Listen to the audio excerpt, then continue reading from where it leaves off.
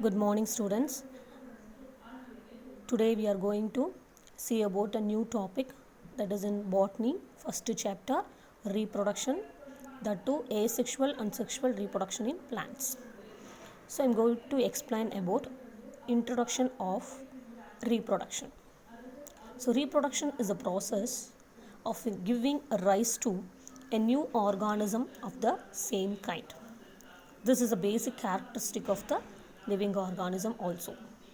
Even in viruses, living and non-living characters also will come under. So simply we have to explain means reproduction is a continuity of the race. So once again, reproduction is the process of giving rise to a new organism of the same kind. I am going to explain about two main categories of reproduction. One is asexual reproduction, another one is sexual reproduction. What is meant by asexual reproduction? A means one parent, that is involvement of one parent, so it is called as uniparental. What about sexual reproduction means involvement of two parents, the two both male and female, so we called as biparental. So asexual reproduction otherwise called as uniparental, sexual reproduction is otherwise called as biparental. Already I mentioned only one parent is involved in asexual reproduction, so there is no fusion of gametes. But in sexual reproduction, both the parents are involved, so gamete formation and fusion will be a very important role it will play. In asexual reproduction, offsprings will be same. The two in your mean the same photocopy. Offsprings are same as parent. But in sexual reproduction, there will be a genetic variation. The offsprings are different from their characteristic from the parent cell. So we mean it as asexual reproduction as apomixis and sexual reproduction as amphimixis. So these are the general meaning as well as how they involved in the reproduction we have explained. Now I am going to explain about asexual reproduction in detail. So asexual reproduction takes place by various methods, naturally as well as artificially. First I am going to explain about types of or methods of asexual reproduction. First, fission. Second one is budding. Third one is fragmentation. Then fourth one is spore formation. At last, vegetative propagation. So first one is fission. Second one is budding. Third one is fragmentation. Fourth one is spore formation. Fifth one is vegetative propagation. So now we are going to see about in detail of asexual reproduction methods. We know by lower class basically we have learned that fission means parent cell split into daughter cell. Basically fission can be classified into binary fission and multiple fission. So fission means parent cell split into daughter cell. It may be two types, binary fission and multiple fission. Next, budding. Budding also two types is there, exogenous and endogenous. Exo means outside, endo means inside. So outgrowth will be in the outside. Outgrowth will be in the outside and gives rise to a new cell. Endogenous means inside the parent body and gives rise to a new cell. Third one is fragmentation. Parent body undergo fragmentation. That means each fragment can give rise to an individual. Fourth one, spore formation. We have already studied in 10th standard different types of spores. Conidia, Zoospores, Oidea, Odogonium, etc. But we are going to see about in detail afterwards. Last one, vegetative propagation. This only I have to explain in detail. So, vegetative propagation means it is an asexual reproduction. It takes place in both the methods, natural as well as artificial method. So, the vegetative propagation can be classified into natural as well as and artificial methods. Now, I am going to explain in detail about each methods and their types with the example clearly. So, first I am going to explain about fission. So, fission means we already studied that a parent cell, that is one parent only involved in the fertilization, that is asexual reproduction. So, fission means splitting. Fission means splitting. Now, I am going to explain about binary fission. Binary means what? One parent cell split into two daughter cells. Split takes place in the nucleus, then it will move on to the cytoplasm.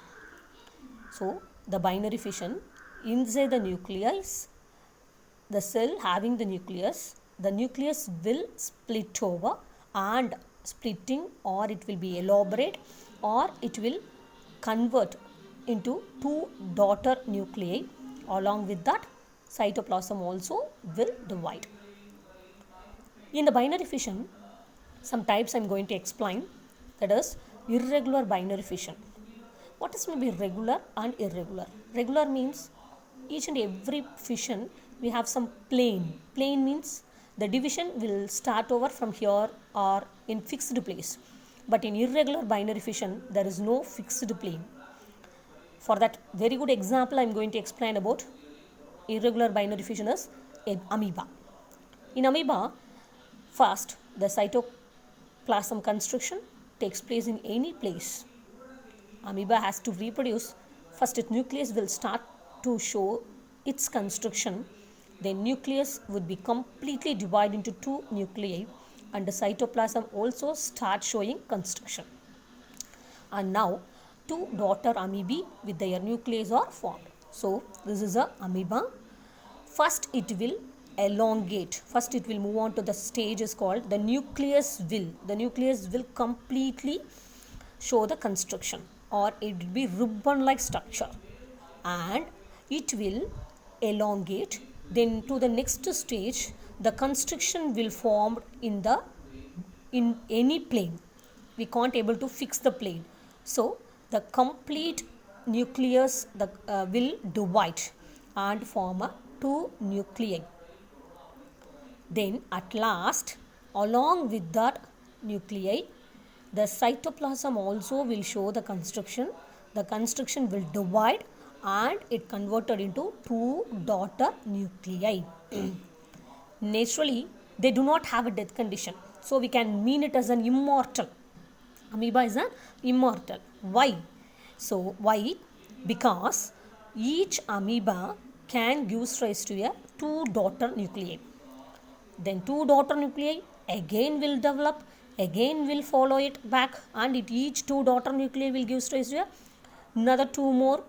Four daughter nuclei we will get. So the process will be carry over. So there is no death condition. So we mean it as a immortal. So in fission we have studied about first one, irregular binary fission. Then I am moving to the longitudinal binary fission, that is vertical. We can be able to fix it plane, fix the plane. Irregular binary fission, there is no plane, but in regular binary fission some plane is there, that is it will show their construction only in the vertical position.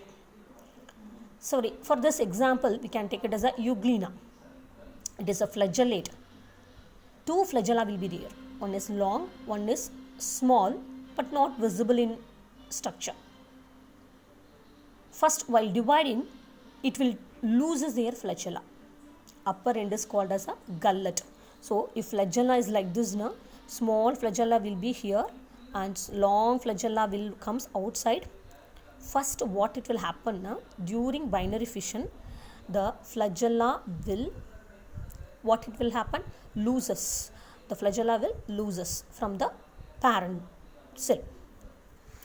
Then this part is called as what now, gullet. The upper part is called as gullet. The euglena is an organism which is placed between plants as well as animals.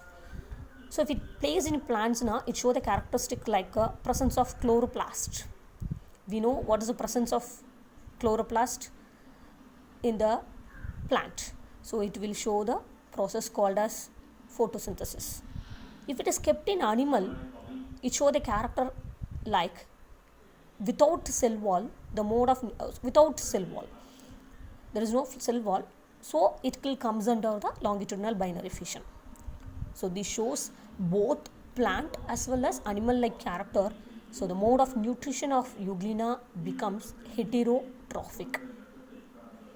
First, how they will divide. Gullet end will divide, that is the upper end, there is two structures, and the lower end of the body or the cell is still fused.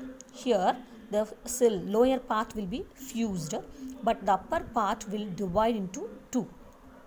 The construction from the top to bottom are vertical, so it deepens and it will develop into a long construction between the flagella. So it deepens ultimately to daughter euglena and now develop into a new flagella with the presence of flagella, short flagella as well as a long flagella. So here longitudinal binary fission having a plane of division is whether it may be vertical or longitudinal, and one cell can give rise to a two daughter nuclei. So this is a second type of binary fission. So we have already studied binary fission means one parent cell split into two daughter cells. In that types we have followed. First one is a irregular binary fission. Second one is a longitudinal binary fission. For irregular binary fission, I mentioned the example amoeba. Longitudinal binary fission, I explained about euglena.